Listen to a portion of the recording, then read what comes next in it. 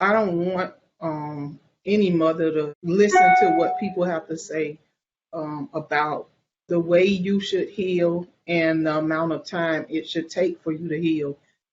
Everybody heals in their own time, so don't feel any pressure from anybody that you should forgive, that you should heal, that you should be happy. Because one of the things that I remember is I felt like I was never going to be happy again. I went from 95% of the time being happy to 95% of the time being sad. And so one of the things that I would tell you to do is just I put pictures up of my son because I didn't want a person for me not to have pictures up and then all of a sudden they put pictures in my face and now it's making me sad because those are the triggers that gonna, make you sad. When I first started out, the hoodie would make me sad. Now when I see a hoodie, I smile about it because I've trained and reprogrammed myself to say that's in memory of my son. So you just have to do things that's in memory of your son. You have to, or your daughter, and you just have to think about the good times. I just posted this morning on somebody's page. She was thinking about her mom, and she said she was crying, and it's okay to cry. I still cry 8 years later, and I don't apologize for crying. Those are my tears. That was my son. And so when I cry, I always know that a brighter day is coming. And you have to know that. You have to allow yourself to be sad on that day. And then you have to allow yourself to know that a brighter day is coming. I had tons of people around me. But when the lights go off and the cameras are gone and your family is gone, your friends are gone, and it's just you, you're going to have to learn how to deal with it. You're going to have to come back from your deep depression, your sadness, your disappointment, and just not having your child. And one of the things you have to do is you have to pull from the strength within. A lot of people look for other people to strengthen them, but you're going to have that around you. But when all of those people are gone, you're going to have to learn how to do it yourself. And it's within you. All you have to do is lean on God. It's within you. Trust me. I'm no superwoman. I'm no Wonder Woman. It was God. It was only God that brought me through what I went through. Nobody else could have. It triggers your emotions. It triggers the sadness. It triggers the tears. It triggers just everything. Your heart hurts. Your chest hurts. I get headaches. I mean, all of those things. You relive it all over again, and I can't equate it to anything but PTSD. We're never going to recover from this. We're never ever going to recover from this. I have not met a mom yet who's lost a child who has recovered. We never recover from it. We live it every day. I mean, you don't have to tell us about our kids. We carry in the pain every single day. We just have good days and bad days, but we carry the pain every day. And so that's what it does. It just re-triggers something that's already an emotion that's already there, a feeling that's already there. And of course, it makes you angry. It makes you very angry. It makes you disappointed. It makes you sad. It makes you just say, why? Why does it have to happen like this? We are hopeful and saying, I don't want this to happen to somebody else's child because we know the pain. And we don't want to see somebody else going through what we are already experiencing. And I'm pretty sure I'm not the only one that's saying enough is enough. I'm not the only one that's saying stop killing us. I'm not the only one that's saying Black Lives Matter. We are just so sick and tired of just the way we have to feel as African Americans. The reason why I'm running for office is because I believe that I can make positive change. I'm passionate about my community, even though I travel the nation and I speak professionally.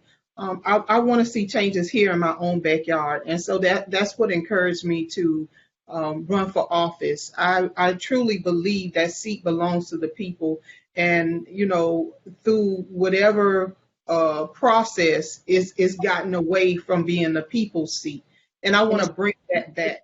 It's Miami-Dade County Commissioner, District 1, And I worked for them for 24 years before Trayvon was shot and killed. The only reason why I retired was because I could no longer work. I was doing, pursuing justice for my son.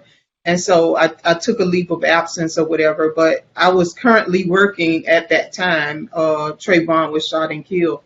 And also, I went to elementary school, middle school, high school, and I graduated from college in this district, Florida Memorial University. And also, my grandmother, my great grandmother, my grandmother, my mother, and I live in the district. And so it's really near and dear to me. And I just really think that people need to a change in Miami-Dade County. They want to see something different. They're tired of doing things the same way with the same politicians, and they want to see change.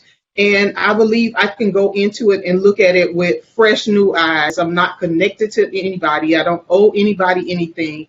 And my only passion is to make my community safer, to try to get better affordable housing for residents and workforce housing, to improve on the transportation system. The same things that I've been complaining about as a resident, I want to put my hand in the pot, and I want to see a difference in my own community. And I just feel like it starts with me. I'll never give up. My election is August 8th, and I just ask everybody who live in Miami-Dade County to, if you want change, if you want to see a difference in your community, if you want a fresh new perspective on things, and I feel like I'm the voice of the people.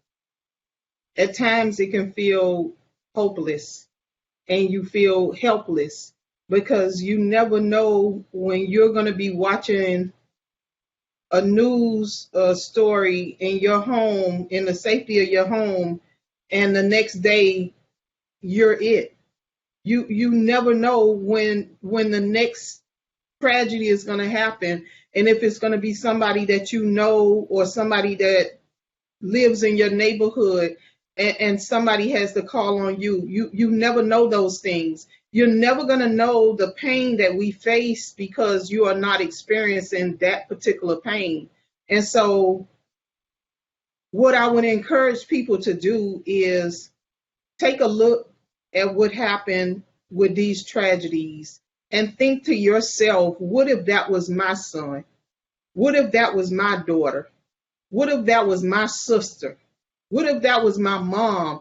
Just put your family member, your loved one in their place. And that should open up your heart in order to get involved. And when I say get involved, I'm not just talking about social media likes. I'm not just talking about reposting something. I'm talking about really getting involved. I'm talking about you can't continue to be silent because it could happen to you at any given time. If you are African American, I shouldn't have to tell you to get involved. You should, by the mere fact that you have children or you have compassion for somebody else that has children, it should compel you to get involved. You should not turn your face away from what's going on right now. Your heart should not allow you to do so.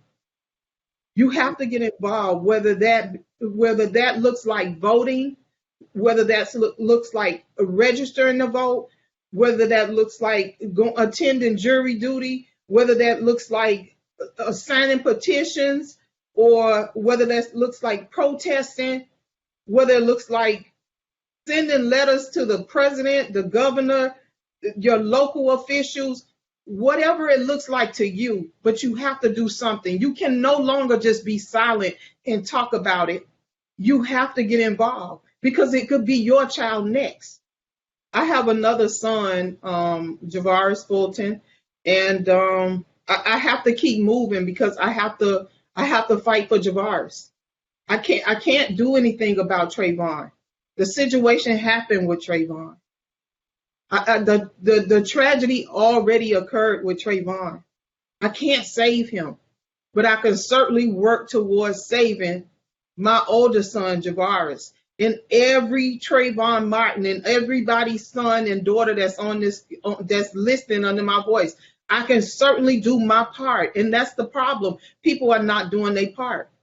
You see a lot of people are standing out because they're speaking out against it. They're doing something about it. And then you have the majority of people just sit back and watch and listen until it's them. I was a product of that. I was never a person that spoke out. I was never a person that protests. I was never a person. I mean, of course, I had my thoughts and I had my things that I believed in. But as far as me being involved, that's why I try to encourage people to get involved. Don't wait until something happens to your child. Get involved now so something doesn't happen to your child.